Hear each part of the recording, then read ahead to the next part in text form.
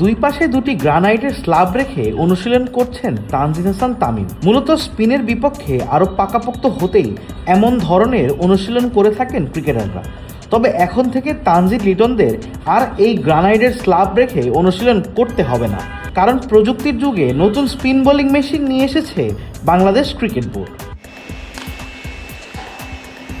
প্রথমবারের মতো বাংলাদেশে আনা হয়েছে এমন স্পিন বোলিং মেশিন। অবশ্য এই স্পিন বোলিং মেশিনে অনুশীলন করার ইচ্ছেটা অনেক আগেই পোষণ করেছিলেন শান্ত হৃদয়রা, আর অবশেষে সোমবার তাদের এই চাওয়া পূরণ করল বিসিবি। স্পিন বোলিং মেশিনটি ইংল্যান্ড থেকে আনা হয়েছে, তবে অন্য সব মেশিনের তুলনায় এটা ভিন্ন ও ওজনে ভারী হওয়ায় বিমানপথে আনার উপায় ছিল না। তাই বিসিবি সমুদ্র পথে মেশিনটি এনেছে।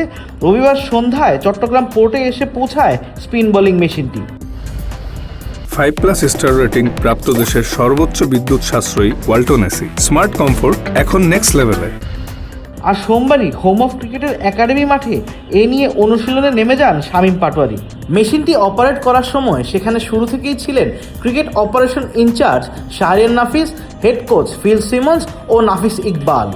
আর প্রথম বাংলাদেশি ব্যাটার হিসেবে এই মেশিনে ছোড়া বলটি খেলেন শামীম পাটোয়ারি। এর আগে দুটি গ্রানাইটের স্ল্যাব রেখে পাশাপাশি বসিয়ে দুপাশ উঁচু করে স্পিন বোলিংয়ের বিপক্ষে ব্যাটিং অনুশীলন করতেন শান্ত লিটনরা। স্ল্যাবের সাহায্যে এ ধরনের অনুশীলন করেই স্পিন বল বুঝতে বা খেলতে চেষ্টা করতেন তারা। অনেক বছর ধরেই এভাবে অনুশীলন করে আসছিলেন জাতীয় দলের ব্যাটাররা। তাই মাস পাঁচেক আগে এই ক্রিকেটারদের অনুশীলন সহজ করতেই স্পিন বোলিং মেশিন আনার পরিকল্পনা করেছিল বোর্ড। অবশেষে সোমবার সেই পরিকল্পনার বাস্তবায়ন দেখা গেল মিরপুরের একাডেমি মাঠে।